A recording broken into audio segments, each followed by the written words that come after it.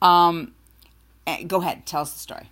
Just one day I was supervising an editor at my studio, and she had cut a video that I asked her to take care of for me. And she came into my office one day and she said, "Hey, I'm done with that video. You want to take a look at it?" And I said, "Sure." And I walked out and I stood over her shoulder as she worked on the video, and she ran through it and it looked terrific. And I said, "Hey, sweetie, hey, sweetie, that looks great. And thanks." And I just walked away. And the next day she called in sick because I called her sweetie.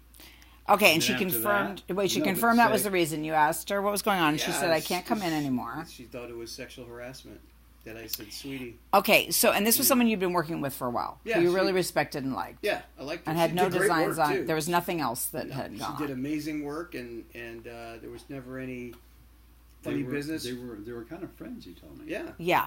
Okay. Eric has a bandage because he just had he had a little wound, and they dressed it. He scratched himself with his watch. I thought it was a hickey wound. Okay. Anyway. All right.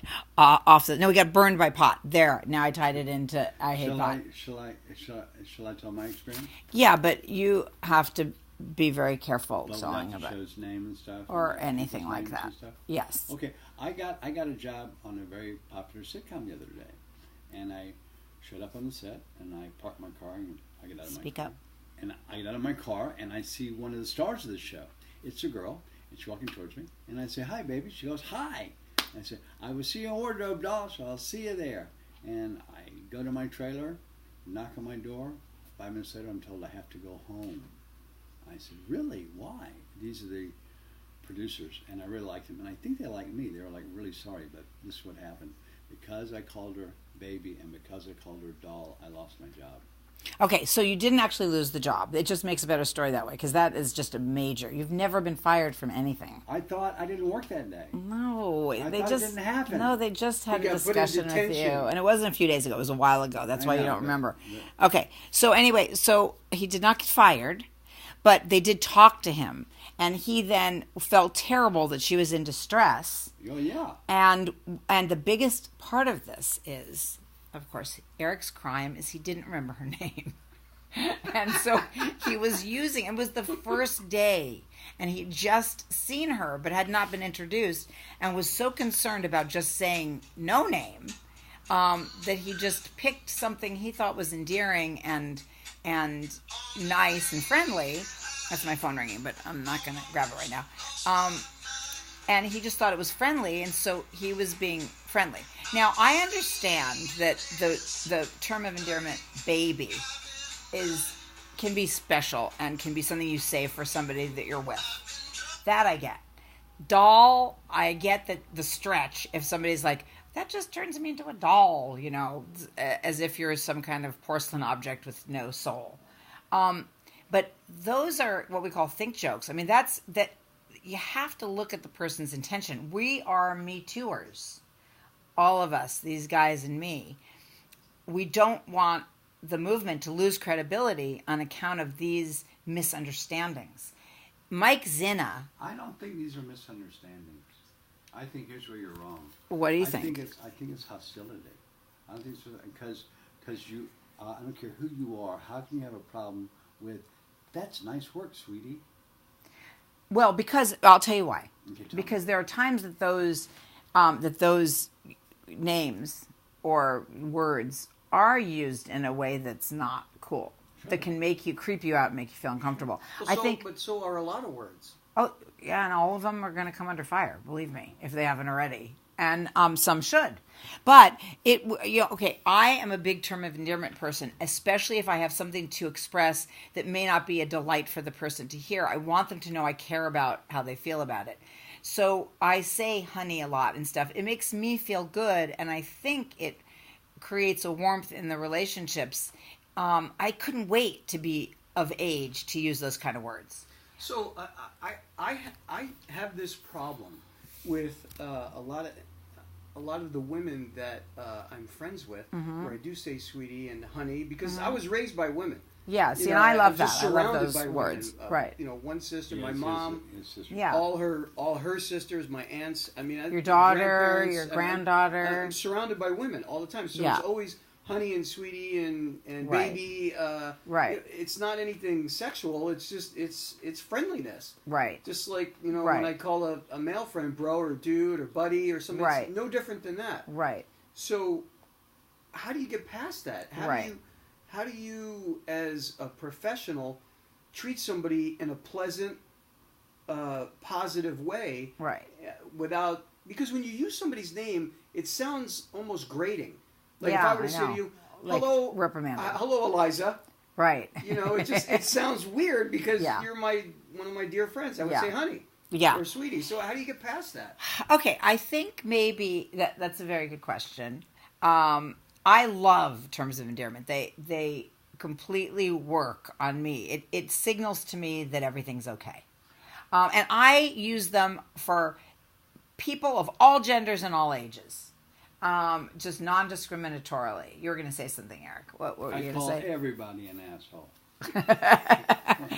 Unfortunately, occasionally that's true. But anyway, okay. So I think the way you get past it is I think you have to establish something at the start. I think you need to With say everybody? kind of. With I think everybody? with you have everybody. to set you have to set different It's a new boundaries age. It's a for new age. you have to set boundaries for everybody? I think you need. I think what we need to do, the adjustment we need to make, you guys, is that we need to, at the beginning of a relationship, working relationship, or any kind of relationship with somebody, say, I tend to use, affectionate names because it's a very positive thing for me. I want to know, if you can let me know if you find that offensive, I'm going to try my best. Because the fact is, what we're terrified of now is slip-ups. Right. And where this, it ties into pot. If people didn't smoke pot, they'd remember people's names better. Well, I don't smoke pot. I know first of you all, don't. No, and I know you can't don't. remember my own damn phone number. Okay, all right. Well, no So, one can remember their phone number anymore. I mean, come on. And Okay. when you get a little older, you start to get into your 50s and 60s. I and know, you I know. I can't remember shit. Okay. So how do you do that? How do you? And this happens a lot in this business. How do you say hello to somebody without using a term of endearment to somebody whose name you don't remember? Right. Hello, female person. No, that might not work also. All right. I think that you have to just do the kind of hi Hi. with the dot. Why don't you just say, hi, I'm a dumbass. I don't remember That's a your name. good one. That's fine too. But I we'd love to hear from you about how to handle this. I think communication. But for all the people out there who've been addressed with those kind of, little sweet nicknames by Eric, Zinna, or me, we apologize. We didn't mean anything by it. Kinda. Right? Mike? I'm not going to apologize for saying He's not apologizing because if you'd said that to me, I would have loved it. See, that's the thing. I'm sorry. Something must have happened with her. So maybe it's something that opens up communication about things of substance, right? Yeah, that thing on the set, that was a thing with her, something that is very difficult. And I'm sure some people come by it very honestly. They've had trauma or something in that area. Maybe sometime when it wasn't such a warm and friendly environment and someone used that name in some way that was, instead of covering some insidious behavior.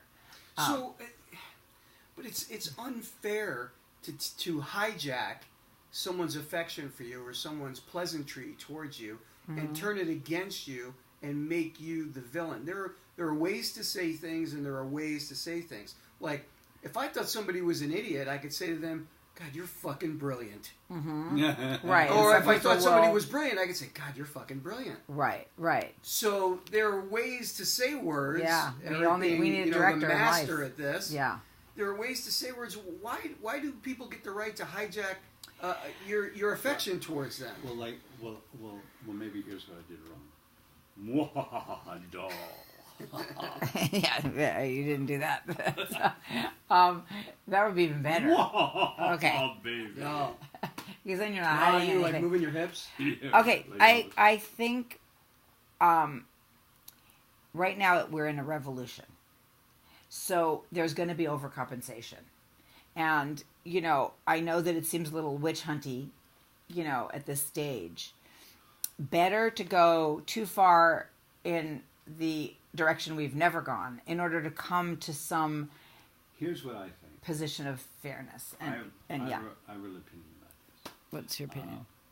I think the Me Too movement is way overdue. Mm-hmm. I think it's totally legitimate, totally cool. Mm-hmm. I think the people who don't have any issues make up the issues, like Sweetie, like Baby Doll. I think it's all just... See, I'm a part of the movement too, by gosh. Yeah, but I think that happened before all that, didn't it? Or did it not? I think right at the beginning. Yeah, Right at the beginning. I'm not so But sure. it was more of a millennial thing. Right. Because this person was a millennial. Yeah, so she was. So it was more weird of a that you were millennial. older than she, and yeah. No, listen, it was. It has to do with her life and how that. She's totally entitled to that. I'm not. I am loath to suggest ever any skepticism or doubt when somebody is an accuser. Yeah, there's plenty of false accusations that happen, but it's really, really, really important to believe people when they're claiming any kind of abuse. It's so important. I don't care what age they are. I don't care what kind of abuse. I don't care what it is. Much better to err on the side of that it may have happened. I would agree with that. Yeah, but I do think that some people are kind of like, well, that may be uncomfortable. Does that qualify? I don't know. Maybe they feel funny just saying, I didn't like you calling me sweetie. So it's kind of nice to have, a moving train already to jump on. Maybe it's going to take you to a destination that you can't figure out how to get to otherwise. But I think in a way we kind of got to say to people, kind of get permission to interface with them in a way that's going to be mutually comfortable. And I think that's actually going to be an improvement. In life. So that's I Hate Pot for today. So it's all about smoking too much pot and not being able to remember people's names, which is really the cornerstone of the Me Too movement. Is that what you're saying? That is not what That's I'm where saying. it all started. It's all pot's fault. I love you, Zinna. It's not what I'm saying, but If I I do didn't smoke blame pot, I pot would for have pretty said, much "Hello, everything Teresa." bad. It's all the stoners' fault. I hope her name wasn't Teresa. Was it? I hope not. God. All right, anyway. We'll bleep that out. Okay, thanks you guys. Comments welcome. Okay, bye.